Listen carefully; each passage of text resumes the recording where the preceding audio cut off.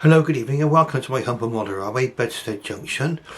Now tonight I'm bringing you another locomotive. Now very often when buying locomotives it's all a question of opportunity, and this was an opportunity which I was not going to let pass.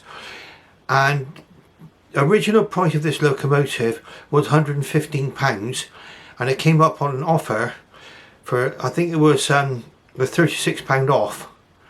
Okay, I got it for 82 including postage, something like that, 82.50. Just something impossible to resist, really.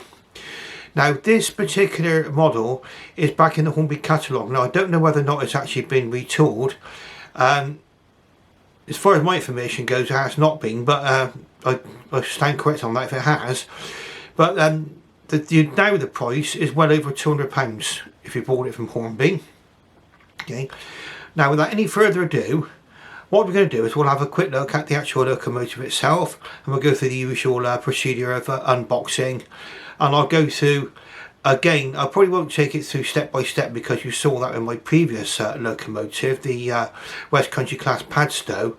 But what the kind of things I do before pressing this one into service long term. Okay, so any further ado, let's take a look at the new locomotive.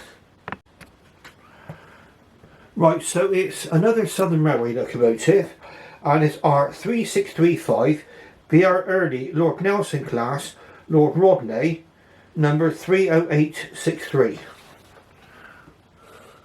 Okay, so you can see from the box that it's a fairly recent model. I think this came out in about 2019, something like that. Okay, it's been out for some time.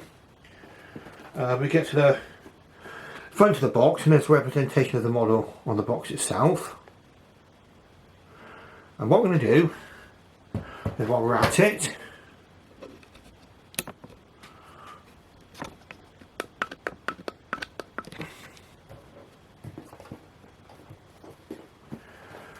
right, that should be better. I've just turned on my video lights, so we've got a little bit more visual impact there. Okay, so, and then we've got the front of the box showing the actual locomotive, what we're going to be getting inside.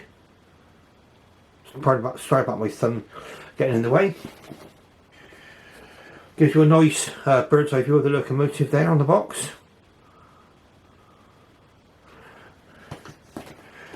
And on the back is a history of the locomotive and the original drawings, which are probably drawn up by Hornby.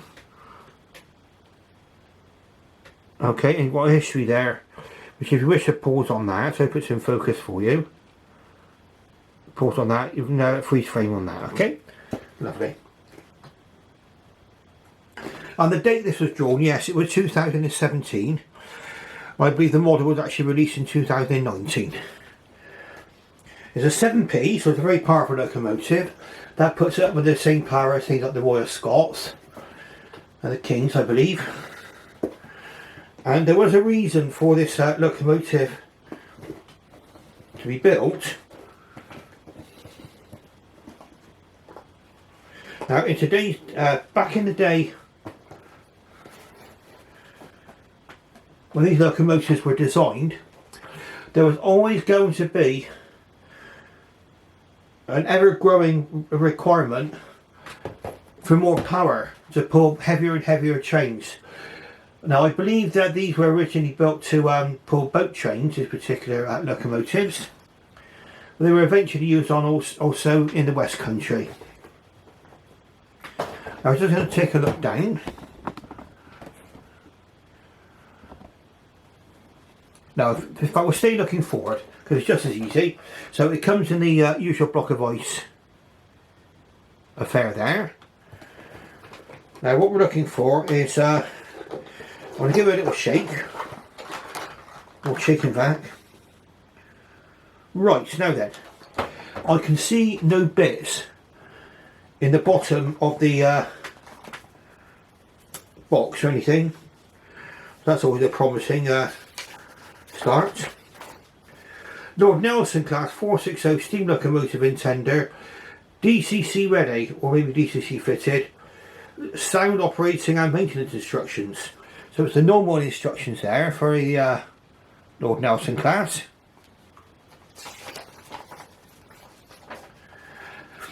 And it's the usual instructions about where you should oil the locomotive. See the red dots there and here.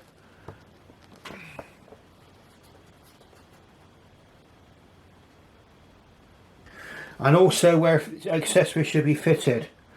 Now always, pardon me, always be cautious about fitting accessories, especially in the area of the front bogie. Okay.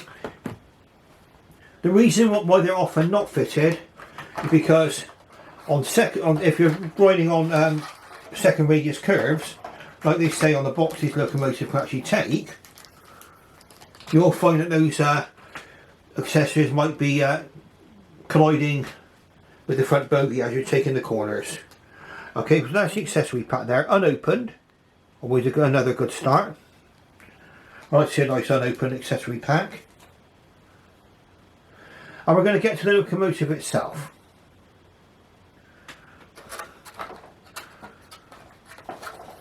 Obviously the main event for you. And then we'll clear the deck just a little. And then we'll see if this locomotive actually runs. Okie dokie. Right.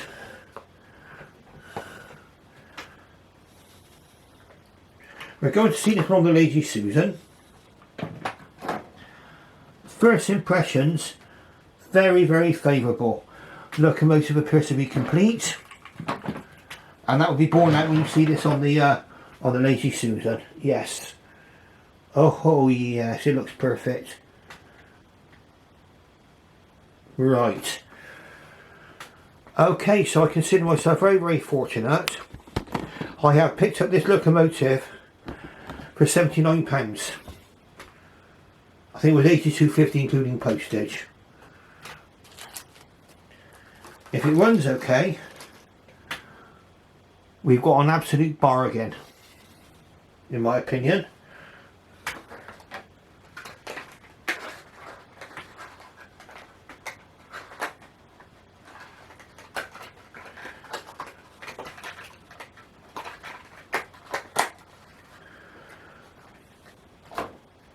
What I would say is that a lot of these locomotives, you can almost like smell the lubricant on them. This one you certainly can. I'll be giving it a little once over before I put it into long-term service. But for now, we'll be just checking it runs. I'll be making an initial inspection, and I'll show you what I'm looking for. What I'll be looking for in the first instance. I'm up on the Lazy Susan.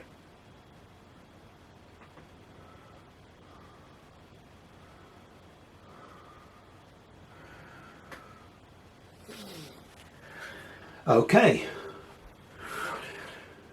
so for those of you who are shouting at the screen, come on, let's get on with it. Let's see the locomotive. Here we go. Now I like to very often give you what the experience is of buying a locomotive, and it's always live, so if there's a problem you'll be made aware of it, and I can show you how I've actually fixed the problem. But in this particular instance, we appear to be fine so far. So the Lord Nelson class, onto the reader we go.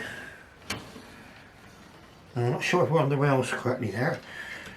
Give it a little run just to see.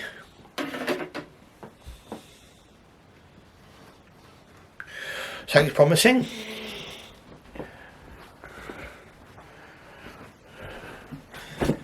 Now we're on the level crossing at the moment, so probably a nice little scene. Let's try it going backwards. Perfect running backwards.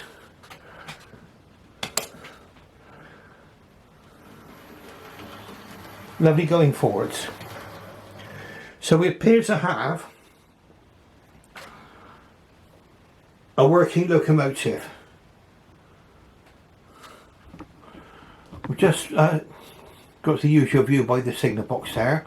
The next time you'll see this locomotive, it'll be round in the corner by the signal box. Right, it's negotiating all the points beautifully. Oh yeah.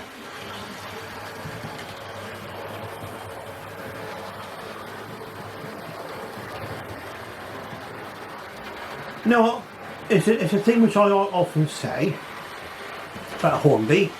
Hornby have had their criticism on some of the models in the past, and I think a lot of the problems with their models in the past have been where they've sometimes been damaged in transit, and I certainly have had followed that in the past on some models. This one is perfect, okay, absolutely perfect, running perfectly well. What a beautiful locomotive. When Hornby gets something right, boy do they get it right. And in this instance they've got it really right. Excellent. Look at that.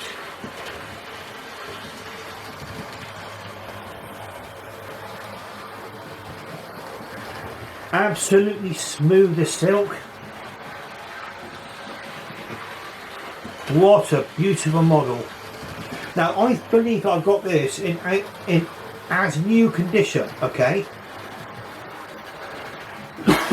for £82 including postage, £82.50, and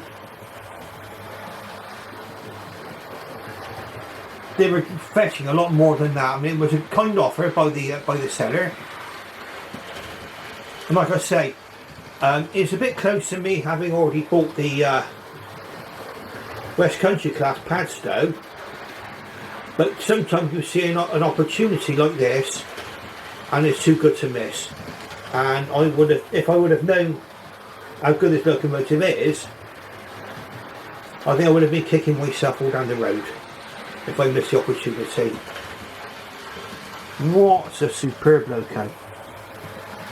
Right, so the next thing you'll be seeing is we'll put her with some coaches. We'll talk a little bit about her, and we'll also get up on the Lazy Susan to have an initial look, and I'll go through, I won't actually do it, but I'll show you the kind of procedure I'll go through with a newly acquired locomotive.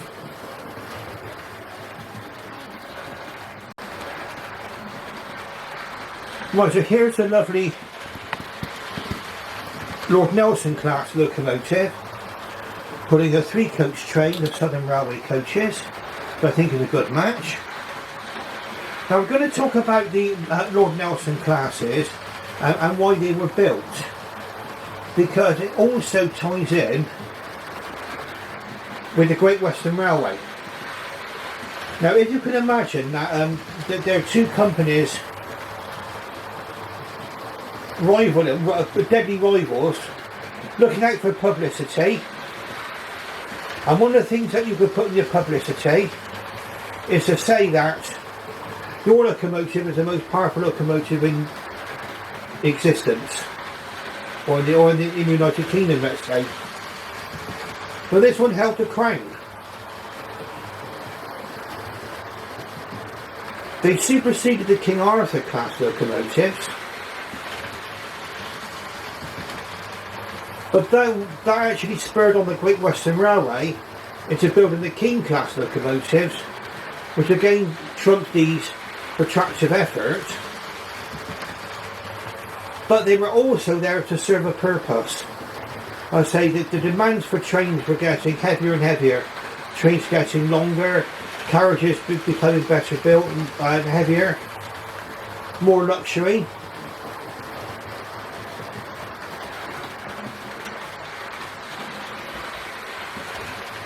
And hence these were built. I think there were 16 of these built. And this is what we're going to do now. There's a good history on the box, so I'm going to go through it fairly briefly and give you the main points from here.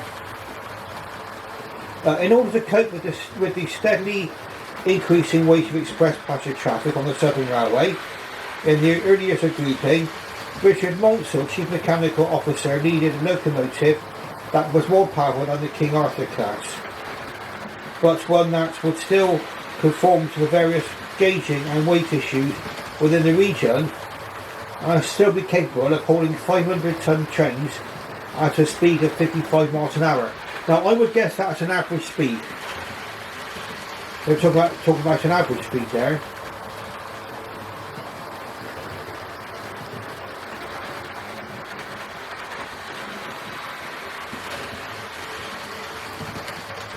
Now the King Arthur class was a 2-cylinder locomotive.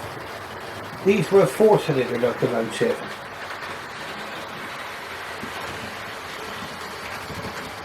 Now a Drummond 4-cylinder locomotive was used as a test bed. Also altered the positions of the cranks on the Lord Nelson design to give 8 exhaust pulses per revolution rather than 4, resulting increase in power over the 2-cylinder design of the King Arthur class. The resulting increase in the power over the 2-cylinder design, King Arthur class, was significant.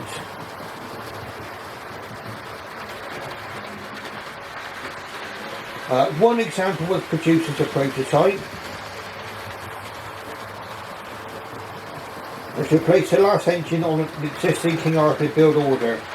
The locomotive E850 was completed on August 11, 1926, and after Charles Easley was sent to 9 Elms for trial running on the western section main line to Bournemouth, Portsmouth and Exeter, before moving across the Battersea for trials on the Dover boat trains.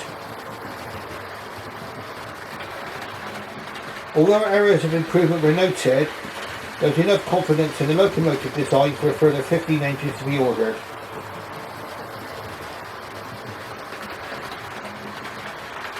The locomotives were completed at Eastleigh between June 1928 and November 1929. Now, there were a number of modifications made to these locomotives. Probably the most significant was to the drafting.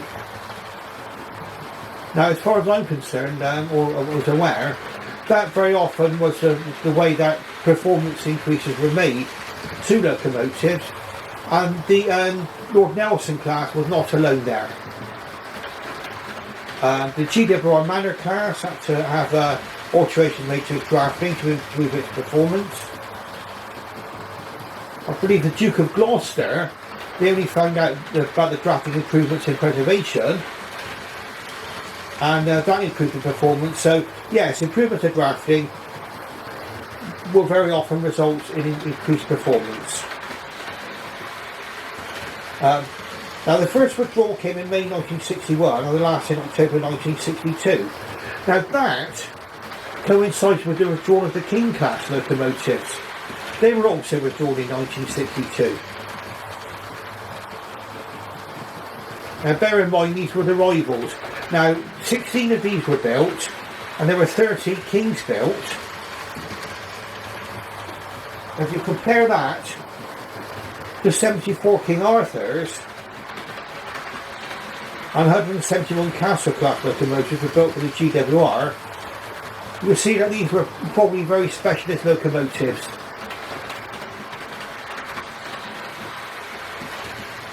I say for boat trains, this was a time when if people were going to be travelling abroad, they were more likely to travel by sea. Airliners have not come into place, not certainly for a wide use.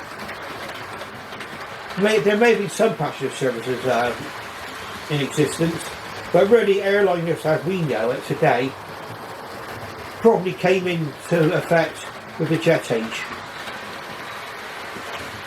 So really the boat trains, the great rivalry for the boat trains. And certainly in my neck of the woods, as I often say, there was great rivalry to get at least to Plymouth and then possibly on to Cornwall as well. So you would see trains like the Atlantic Coast Express for the Southern and the Cornish River Express for the Great Western.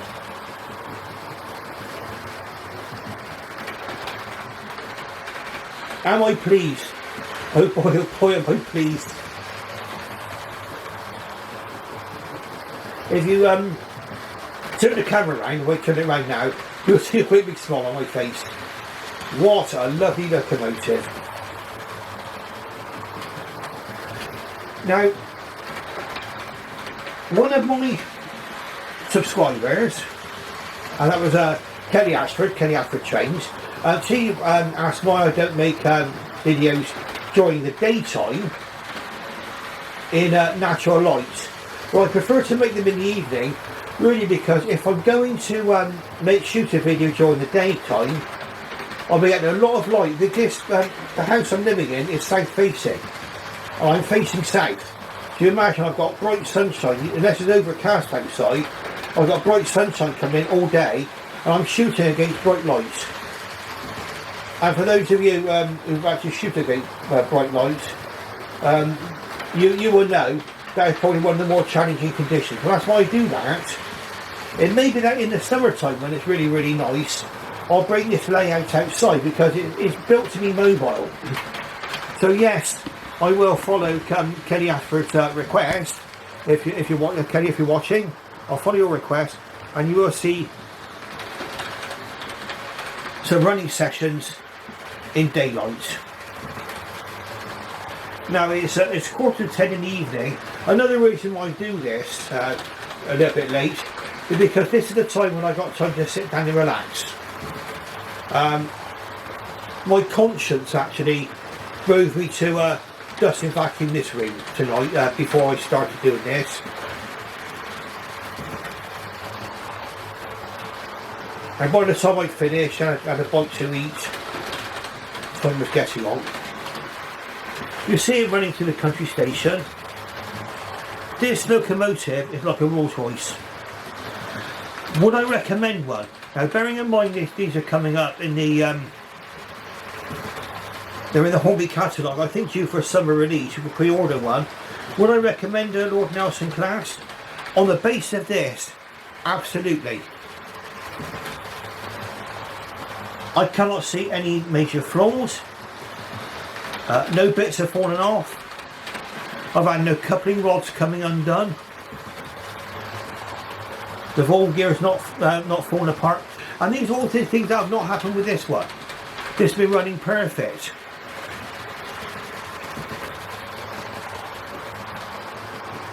I would imagine this locomotive probably saw very, very little use before it came into my possession. Now, the next time you'll see this locomotive, we'll be having a close-up view on the Lady Susan, and we'll talk about, we'll try and have a look at the cab details. I didn't think we saw that very much on the previous time, on the other locomotive. We'll see if we can get that looked at for you. So I'll be back in just a few moments. Right, so here we're now getting close-up and personal with a beautiful Lord Nelson Southern Railway locomotive.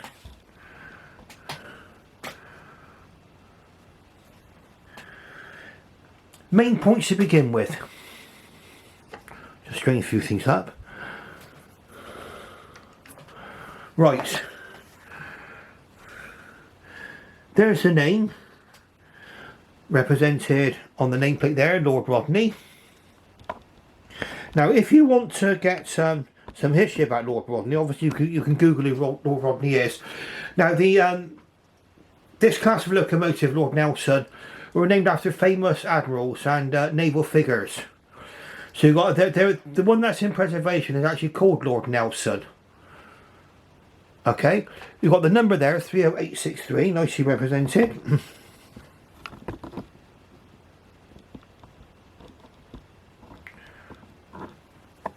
And we've also got the early crest, which would have been on this locomotive,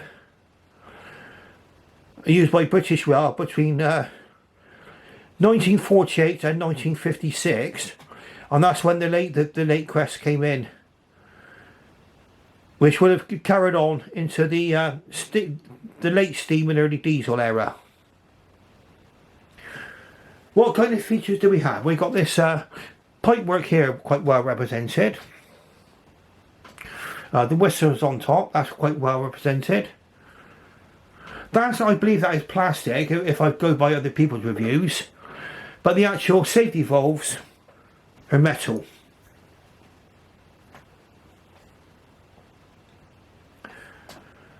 You've got nice detail under here, pipework represented,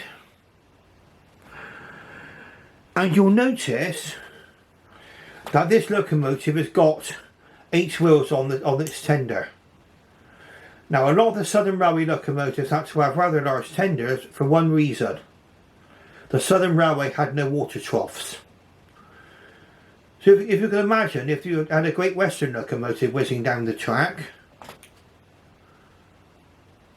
they would simply be able to go over a water trough, lower the scoop, and Bob's your uncle, they've refilled with water.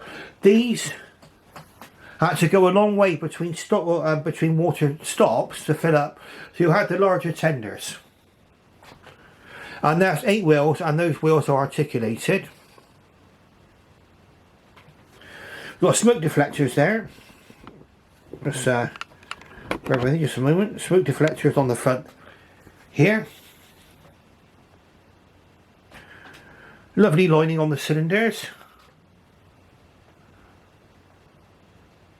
And it's a 460 locomotive. Okay, the Pacifics did not come into play until the arrival of Oliver Bulleid, and that's when the Bulleid Pacifics were made. But Monsell built both the King Arthur class and the Lord Nelson class as a 460. So 4 leading wheels, 6 driving wheels, no trailing wheels.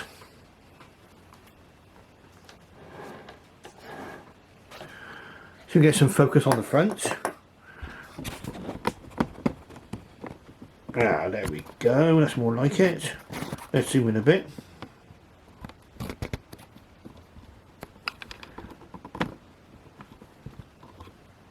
Right, so we've got 30863,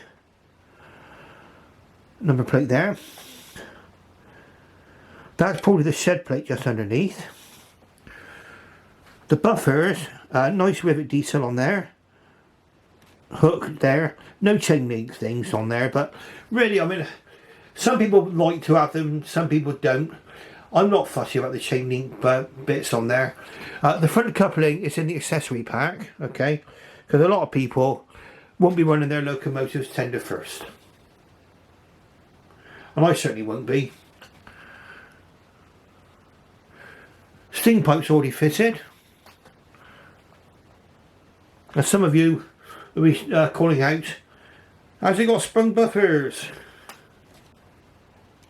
Oh yes. Sprung buffers we have.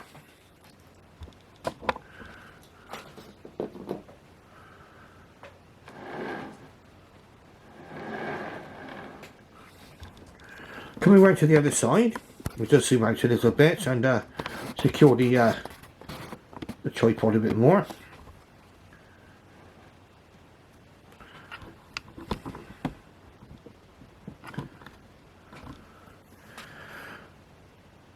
Now the tripod I'm using is a fairly inexpensive item. I bought in Jessup's when they were still quite well known on the high street. The other side, the same thing practically. The piping, detail, and underneath.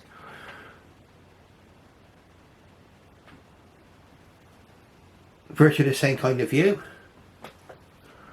Lord Rodney. AD Pullen, he did a review of one of these, and he gave you a history of who Lord Rodney is. Okay, so AD Pullen's video on this, I would recommend you look at that, or obviously you can Google Lord Rodney. Back of the locomotive, got the name type coupling.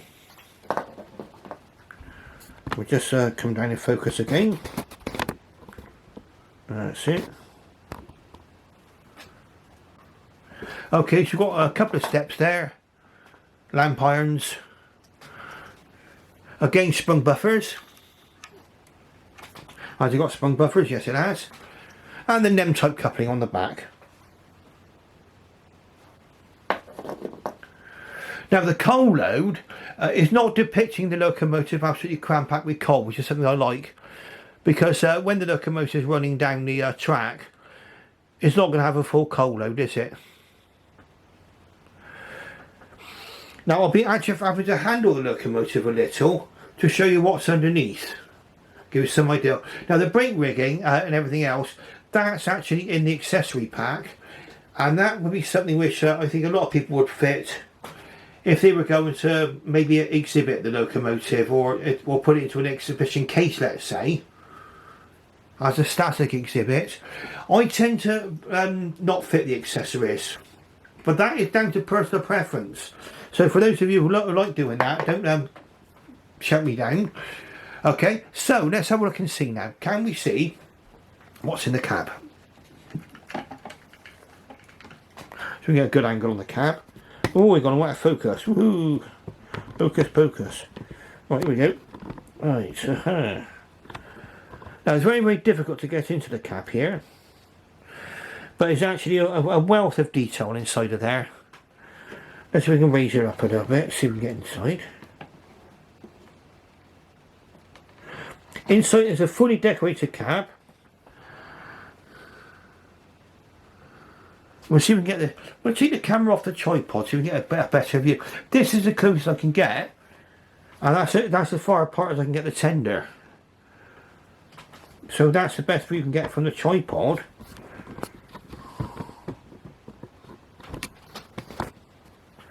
I'm assuming as far as I can go. Yeah, that's fully decorated. Everything's looking underneath. Even all the clocks have got the actual needles on the dials, so they're not just like white blanks, which you can get on some locomotives. Let's see if we can go handheld. So we're going to get a bit wobbly. Coming off the tripod now. Where are we just a moment? Just trying to see if we can get a better view inside that cab for you. There you go. So you can see all the dials, all the detail there.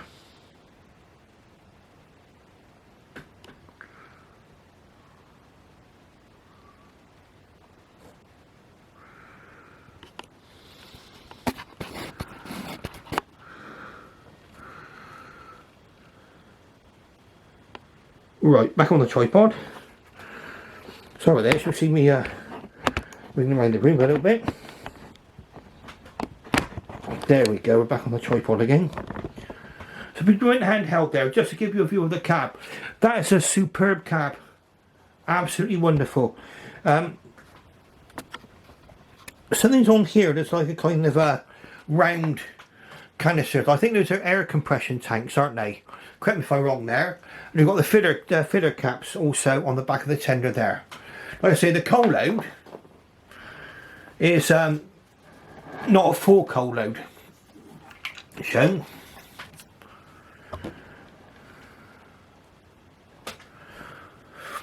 And that's a view of the locomotive, but you can get a bit higher up. There we go, we're flying now. Right, so we're back up to full height on the tripod. There we are, so that's a little bit more of a bird's eye view. Now,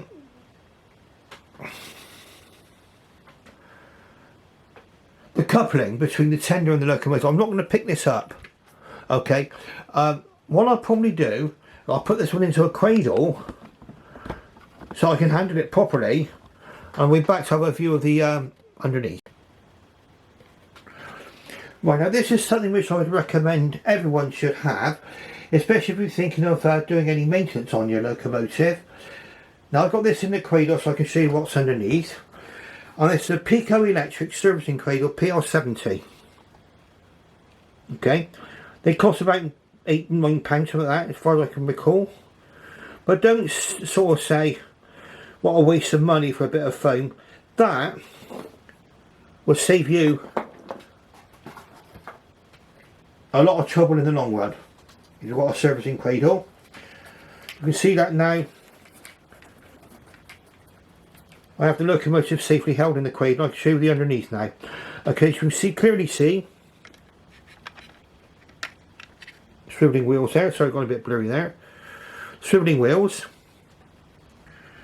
and you can see the coupling between the locomotive and the plug. That's the one which the Hornby have always used. Is there a traditional one? I know they've got a different one nowadays, sort of similar to the Dapple one, which clip in and clip out, which is great. But in many ways, I prefer this. There's something you can always be sure of when you've got this particular drawbar attachment, is that you know that you're never going to be putting any strain on those wires. They're held either side by screws. And how long does it take to undo a screw? Seconds. And you can also obtain a special tool to pull that plug out. Okay, and I might show you that in another video. So what I'm going to do now is we're going to put the locomotive back on the tracks, and then we'll wind things up. Right, so I hope you've enjoyed watching this video as much as I've enjoyed making it. As we watch the beautiful Lord Nelson class Lord Rodney going around my track. The only thing I haven't shown you is the locomotive negotiating points, okay? So I neglect to do actually on my other review of the Padstow. So what I'm going to do is you'll get to witness a quick run in on the points. And this is the first time I run this locomotive over points, so you will be finding out together what it's actually like.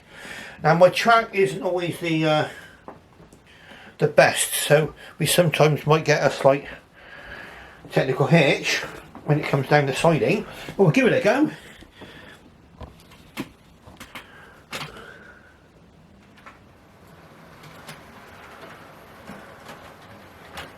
Over the points, no problem at all. Remember, we're going over the most difficult junction here.